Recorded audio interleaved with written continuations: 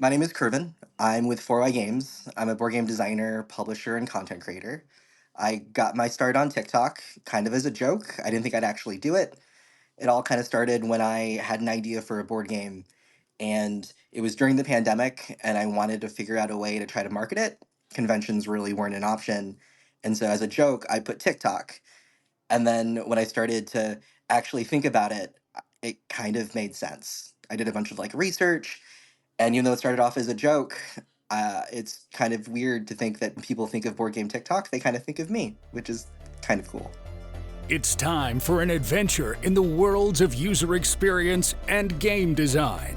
On Level 4 of the Design Thinking Games podcast, join old school UXers and aspiring game designers Michael Schofield, Tim Broadwater, and an array of quirky characters from pixelated heroes to mischievous NPCs in search of the ultimate player experience. Design thinking is a process that is applied to different types of games in this podcast. If you're wondering whether your favorite games have already come up, you can listen through the backlog at designthinkinggames.com. Now, Rapid Protobot, fire the design thinking laser. I get into a lot of conversations with people in the industry who are always really piqued when I say that I do TikTok, especially as a designer and a publisher, because most publishers, they want to be on TikTok, but it's a lot of work and they don't want to either do it or pay someone to do it. Whenever I talk about how great TikTok is and how many people are on TikTok, I don't know if people actually believed me.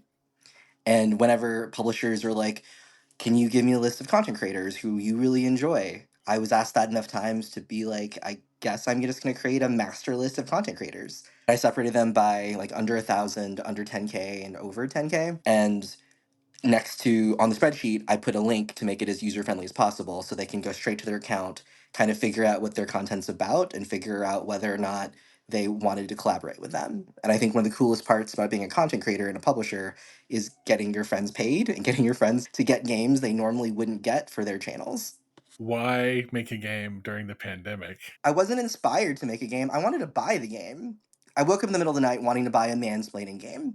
And there were two out there. There was called Mansplain It, and I think it was just mansplaining. And when I looked at the instructions, it read like a trivia game, which was very confusing to me. And I didn't really understand why it was like a trivia game.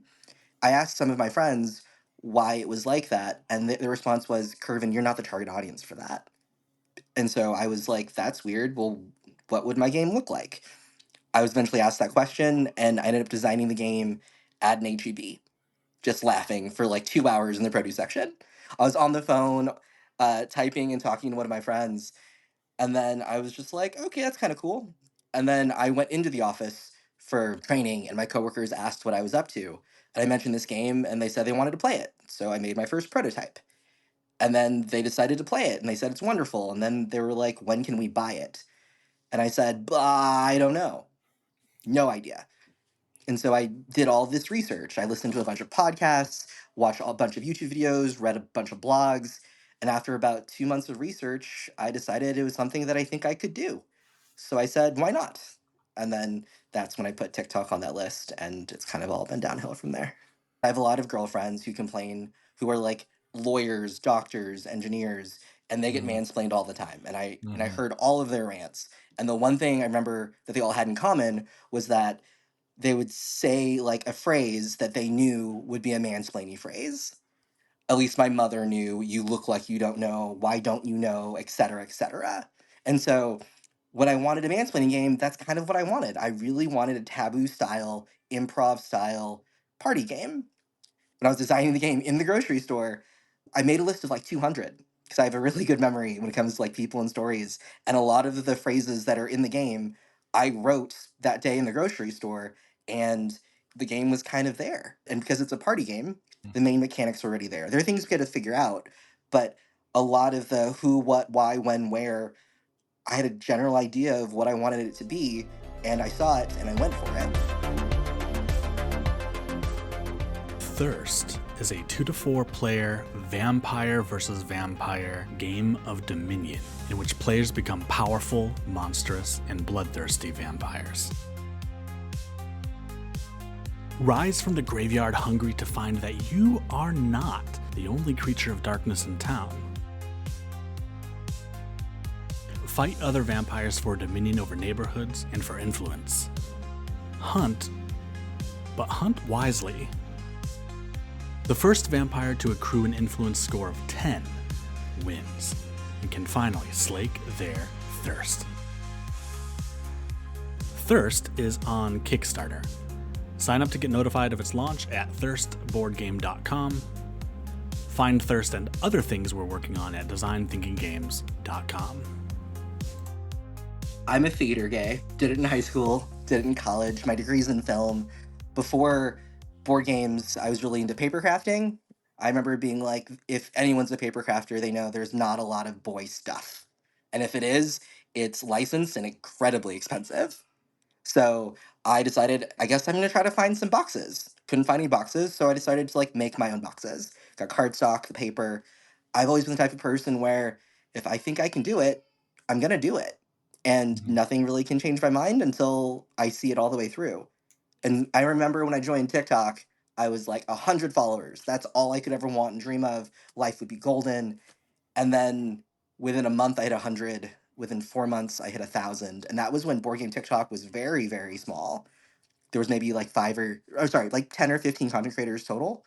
And it's been 2.5 years later, and I just hit 10K, which is insane to think that I could get paid and monetize my content. Did you know the name of the game studio before you made the game, or 4Y Games? So the story behind 4Y Games is during the pandemic, one of my best friends, uh, me, her, and her mom, for the extent of the pandemic, we were they were advising to have like a pandemic buddy, where it's like one person you would see because we were all working from home, and I decided it would be them. I'd go to their house once a week, and our big thing to get us through the pandemic was playing the game Overcooked on Steam. My friend's mom is in her late 60s, and she really just wanted to give video games a try. And I think we played Overcooked 2 times a week, every week for like a year and a half. We four-starred all the levels, and she's kind of one of my favorite people. I kind of wanted to pay homage to her because how many senior citizens are like, sure, I'll play a Euro style game. I'll play a video game. And whenever there was a board game, she would sit down and she would give it a try. I went to high school with her daughter. We've known each other forever. She's from Louisiana. And in Louisiana, they have lots of Louisiana isms. Phrases like, are you being have for are you behaving? And I remember the first time she ever said, for why, I looked at her and I was like, excuse me? And she's like, for why, Kervin? I'm like, I don't know what's happening. And so it just kind of became a joke to where one Christmas we all got sweaters and hoodies that said like for why on it. And so I was naming my studio. I couldn't think of a better name than 4Y Games. Welcome back. Your host, Mr. Graves, returns with a brand new collection of terrifying tales designed to chill you to the bone. Make the biggest discovery this world has ever seen. Help! What is happening to me? We also have an assortment of characters that are just dying to meet you. It took him to hell. Can you understand us better now? You may need to leave the light on for this one. Your Horror Show, Season 2, premiering on all podcast platforms May 14th. Listen, if you dare.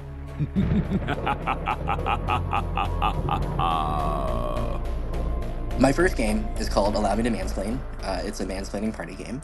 I did that that was the first game I published probably about a little over a year ago. And it's a game that places an emphasis on things that men say before they mansplain. My next project is going to be called Marsh Hallow. It's a marshmallow cultist roll and write, where there's these marshmallows who can set things on fire, and you play a marshmallow slash animals armed with water guns who are trying to keep those marshmallow cultists from burning down your hollow. That's why it's called Marsh Hallow.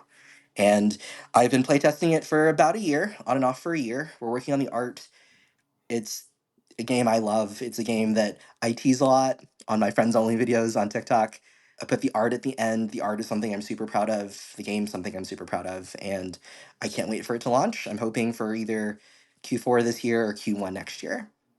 Like Marsh Hallow has a lot of passerby stopping power. When we were at like PAX U, like all of a sudden, like here's someone with like a whole bunch of marshmallows, you know? Is there a story behind how this came to mind? So the person whose mom I named 4Y Games after, she's the co-designer in Marsh Hallow. She got her degree in graphic design from Syracuse, and for her senior thesis, she had to pick one item, like one character, and do it in a bunch of mediums. And the character she chose was a marshmallow. She did like postcards, and she the coolest thing she did was this huge like web or wood block carving of like a tongue, but each instead of taste buds, they were marshmallows with like personalities. It was Oh wow. insane. And she had these like postcards. And I remember it was about like a year and a half ago. I was like in my closet and I found one of the postcards that she had made for one of the prints for her senior thesis. And I looked at that game or looked at the postcard and I literally saw Marsh Hollow. And so I saw that. I went to her and I said, "Hey, you said we've always wanted to do some creative thing together. Will you make this game with me? Because this is what I see." And that's kind of how Marsh Hollow started. Most roll and writes are very intimidating to people, or they think it's a solo game, or they think it's very boring. And I kind of wanted to try to change misconceptions about it because I love roll and writes. And so we spent a lot of time on like user experience, how things are laid out, trying to not a lot of roll and writes. Like there's complaints about how they look like a second grade workbook, how it feels like you're just doing math with tweezers. I've heard it all. And I think I've made a co-op that's super fun and doesn't necessarily feel like a roll and write, or at least traditional roll and writes. What's the TLDR on like roll and write as a style of game and how Marsh Hallow is inspired to do something different with it? So roll and write is a mechanic, but it's also a genre of games. So when people say roll and write, people will think of like Yahtzee. Yahtzee is a perfect example. For a roll and Mhm. write, it traditionally is like a piece of paper, a pencil, and then dice to roll. Or it could also be a flip and write, where instead of a dice as a randomizer, you have cards. And generally, roll and writes, you roll dice, it has a value. You can like do math to figure out whether or not you want to increase or decrease that value, and then interact with the board using the dice. That's how traditional roll and writes are.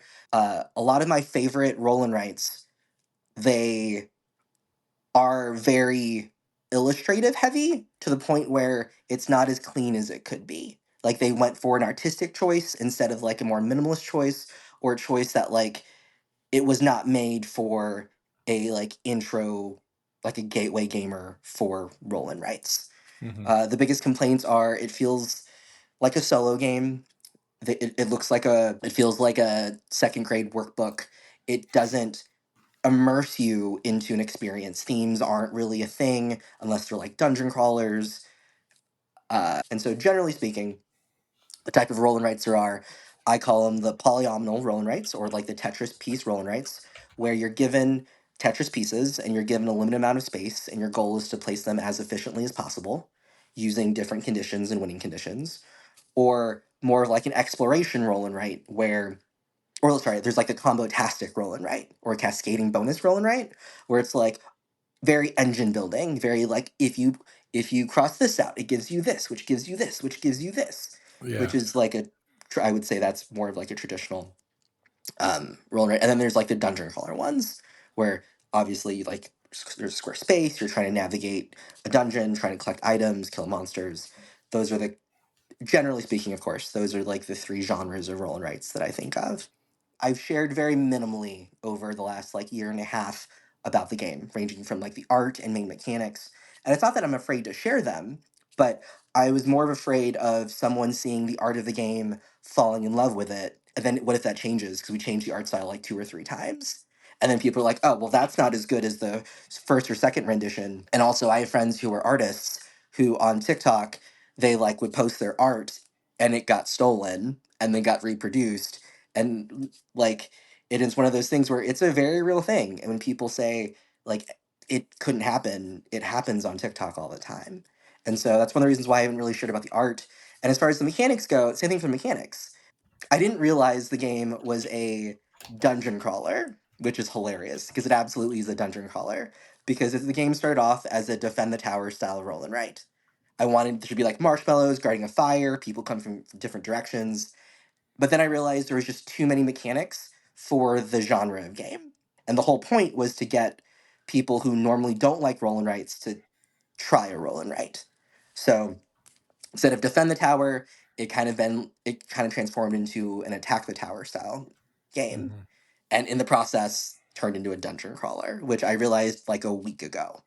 Which makes me kind of sad because I don't like dungeon crawlers, but I like Marsh Hallow. When do you start sharing it with other content creators to start building hype? Yeah, all that kind of stuff. I will say, when it comes to board game publishing and board game design, my process is very different from a lot of other publishers and and board game designers that I have interacted with. Mostly because I'm not a dreamer. I'm not the type of person who's just like, oh, it would be cool if, and then list a billion things, and then if I don't do them all, that's fine. I'm very intentional. I very much look before I leap, and I very much am super type A about research. And that's not to say that like things can't go wrong, but I like to have an idea of what I'm getting into. And Gotcha. so when I first started and did all of my research, if you've done your research, you know that most people don't make their money back on their first game, and it's their second or third game that they are able to recoup their money back. So that was one of the big reasons why I didn't do a Kickstarter for my first game, Allow Me to Mansplain. I just wanted to like put myself out there and with the end goal of like building a community, building an audience, and using them to catapult myself to make sure my second game is a success. And I've always had that in the back of my brain. Even if you go back to like my old TikToks, on TikToks, when you're a content creator on TikTok, you can either choose to go viral or you can choose to like build a community. And when you choose to build a community, you don't always get the views. If you go back, most of my TikToks, 400 views, but those were I was solidifying relationships. I was solidifying people who found me interesting, and it would make me reach out as well as other people reach out to get to know me. And when I wanted to build my community, the majority of my community is fellow content creators and publishers. Mhm. So when I first play tested my game, it was at Gen Con of last year. I had 5 people playtest my game, and they were 5 OG 4Y Games followers. And it Nice. was like super emotional for me, and I was super nervous, and it was the worst playtest I ever ran because I was just like, they're actually playing my game, and they're in person, and they're wonderful people. But I also chose them because they're all very different types of gamers who have very different types of interest and have varying levels of experience with roll and writes. And a lot of their feedback changed the game to what it was for like PAX Unplugged. Nice. As as far as my experience, as far as like my goals for playtesting, a lot of my because it's a roll and write, and because you can play it solo. I've played the game a lot, Hmm. easily 300, 400 times, and I'm still not sick of it. And I love playing games. I love trying new games, and I have tried every strategy that you could possibly have with this game, or see how things work, and know what the breaking point is. And then in the game, you place pieces on a map to interact. They're not quite Tetris pieces, but they're like Tetris adjacent pieces. And what normally you would just draw those pieces onto the map, but I have over 200 printed pieces of paper where instead of like drawing that piece, I would like number the piece in each of the following squares, so I could actually figure out like at what point did I actually lose the game. I have a ton of Oh wow. data. I have a ton of spreadsheets. I'm a huge spreadsheet nerd. And so that's kind of where the majority of my playtesting was just like, hey, I'll play this a bunch, you play this a bunch, and we'll kind of figure it out. And then slowly incorporate more people who will be honest and have a vested interest in me doing well to like play the game. And I'm just slowly incorporating more and more. And then what all I've been doing since PAX Unplugged is essentially just working on the manual and trying to get everything nice and tight for playtest because I intend to play the game with most members of Board Game TikTok. And because it's a roll and write, all they have to do is print one piece of paper and we can play together on like Discord or something.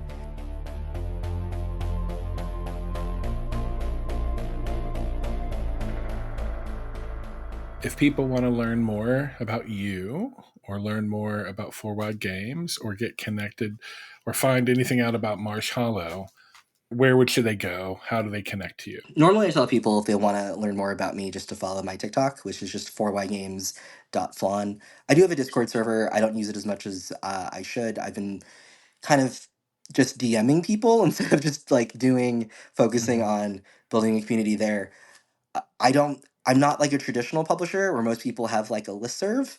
I definitely just DM people when I need them. And so, which sounds kind of crazy, but I was like, it's more helpful, right? If I either have their phone numbers, email addresses, or which is something that I'm definitely going to start building towards, getting closer to the Kickstarter, because obviously I'm going to start sending like blind play tests and let people like play that with like with their friends and family who I might not ever know.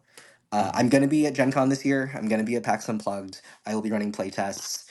And yeah. Oh, and there's obviously there's the Board Game TikTok Discord server, which a lot of members of Board Game TikTok are on. And normally at conventions, they'll say where they're located or where they are on that Discord server in case you want to hang out. Get ready for the game that's hot. D12's what you've got. 12 questions gotta be quick. Can you handle it? Can you stick?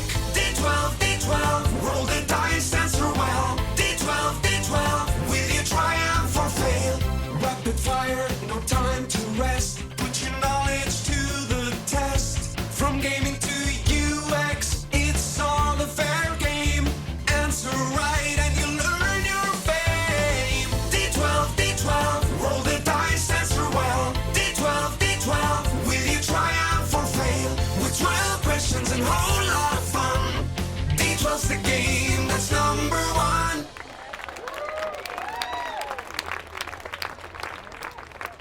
Roll as you go. 9. Describe your favorite die. I'm basic. I like a D6. I think it's just solid. This is like the Barbara Walters question. Like, if you were a game die, which one would you be and why? I think I would be a dice that's like all threes on all sides.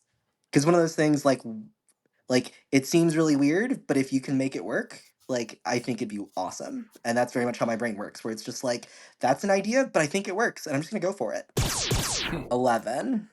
What is your Dungeons and Dragons alignment? Whatever's under lawfully good. I can't be lawfully good, but I'm definitely under that. It's just Lawful good, right? It's just good, It's right? like it's just like true good, right? Or neutral good. That's what it is. Yeah. Yeah. That's Gotcha. because I feel like it's too much time, energy, and anxiety to be lawfully good. So I agree. I think I'm just You really have to like adhere to like a code of ethics, and that's a cognitive load that who can even carry that around these days? I have to nap. There's no way. Yeah. Paladin's very sleepy. 10. What is your earliest gaming memory? Playing Taboo at prom with a stranger. I had to get someone to say the word orange, and the clue I gave was this doesn't rhyme with anything. And they said orange, and they thought we cheated, and I was just like, "You're just bad at this game." 8. What is your favorite card game? Oh Jesus. I would have to go. Is it? Yeah, Hanabi. I would say Hanabi. Nice. It's like a co-op fireworky, like you don't see the cards on your hand, you're trying to play things in consecutive order. I think it's a solid go-to. 7. Are you a paragon or a renegade? Do you take the good path in an RPG or the evil path? Oh, the Paragon, obviously. Yeah. I think it's too much energy to be evil. There's creative ways that I feel like it's also the easy choice. Like if you want to be evil, just break stuff, just punch people, just steal things. But like to be able to play your character interesting, I think it requires a lot more like intentionality. And yeah, that's normal. That's why I would say Paragon. 4. In the most dramatic way possible. Describe your favorite color mode, such as RGB, hexadecimal, Pantone, CMYK. Oh my god. I barely know what a Pantone is. I don't even know how to answer that question. I think that's fine. I like We can primary always- colors. Yeah, I think the spin-off alternate of that is the favorite. What is your favorite color and why? What's your favorite color?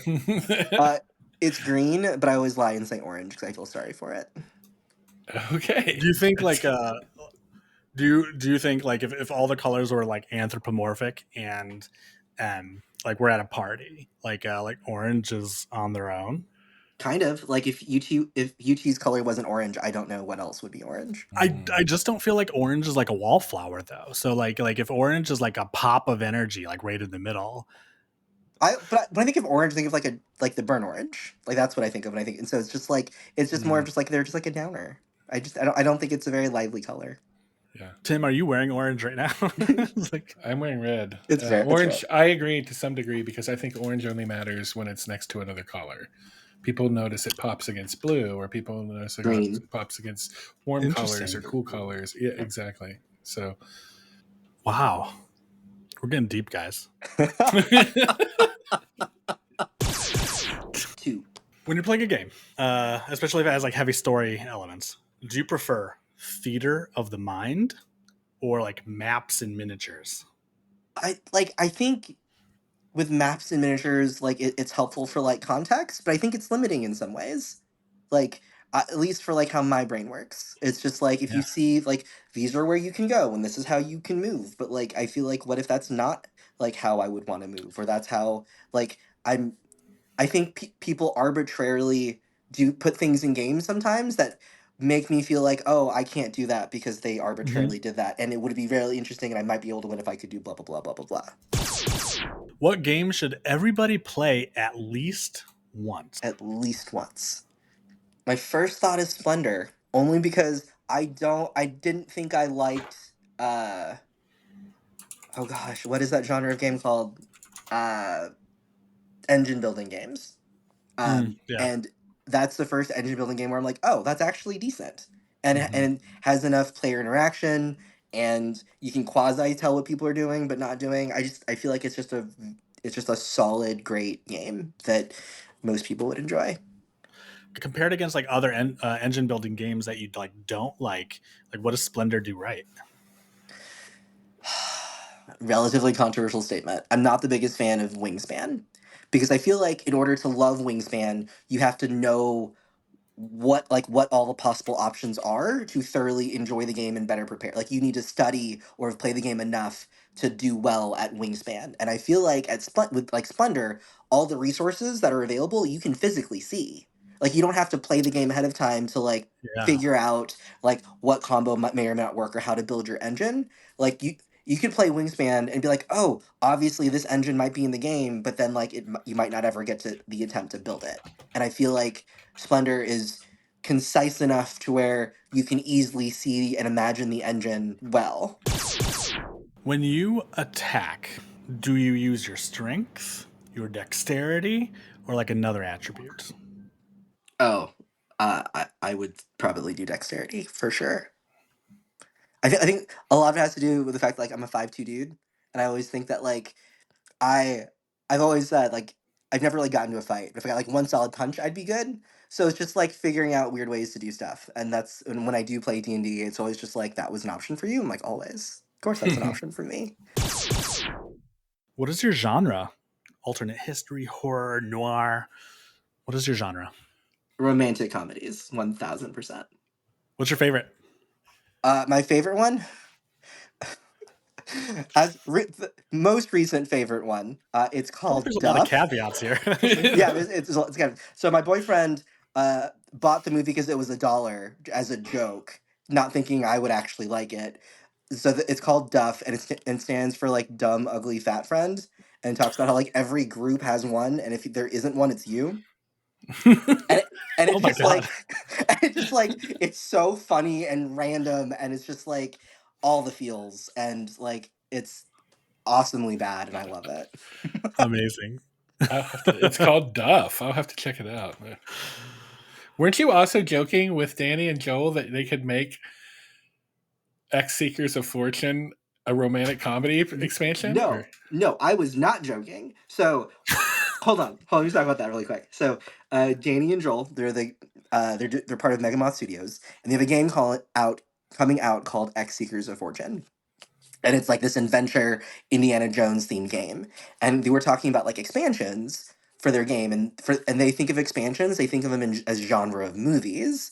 And in the game, there are these relics that you can play as either like noble or ruthless. Noble will help you, ruthless will like annoy the person you're playing.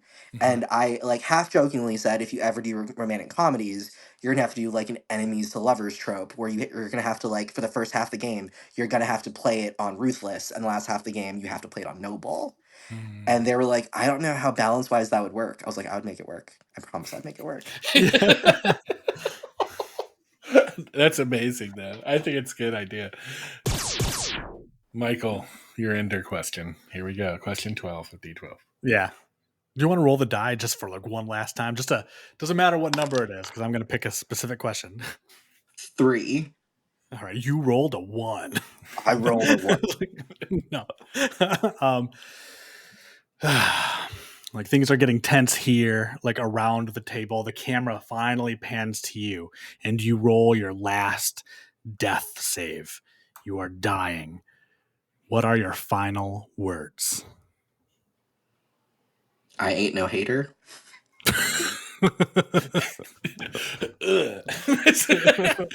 I ain't no hater. Nice.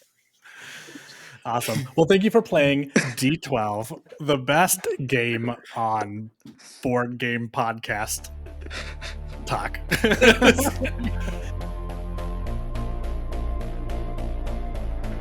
Oh, I guess there is something I think I would like to add. I think a lot of board game designers and publishers, when they enter the industry, their approach is like very different to mine. And one of the things that I always approached people and the industry with was to make sure that like I provide value.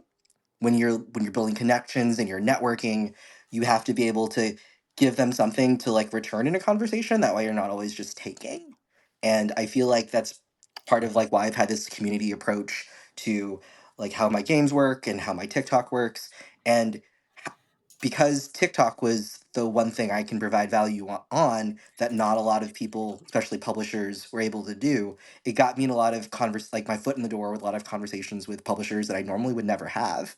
And to be able to talk shop with a publisher, like for instance, Fireside Games, who very well respected, their games are really great, they're wonderful people, and to know that like they can still learn something from you, it's like an amazing feeling. And for aspiring designers and publishers, just kind of keep that in the back of your mind, just always like how do you provide value, because without value are you ever going to have a community? Yes, your game might be great, you might be able to sell it, but once you sell that game, it only gets you so far.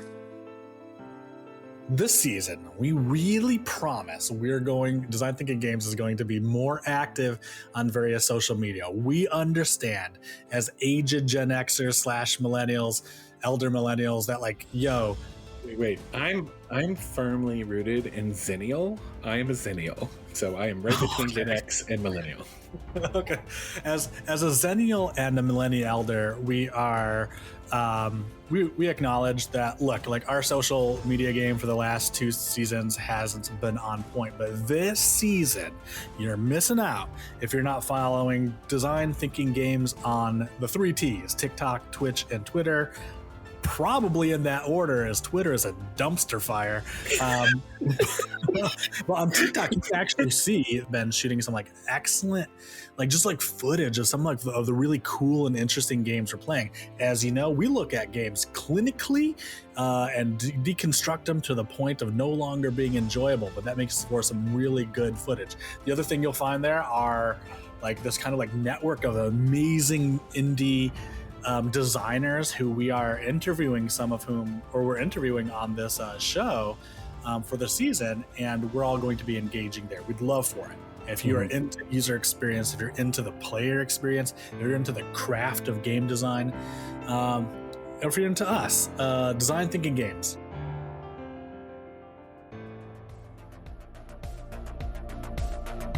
Thank you for listening and connecting with Design Thinking Games on TikTok, Twitch, and Twitter. You can also check out designthinkinggames.com to request topics, ask questions, or see what else is going on. Until next time, game on. Any final thoughts for our listeners, Rapid Protobot? Destroy.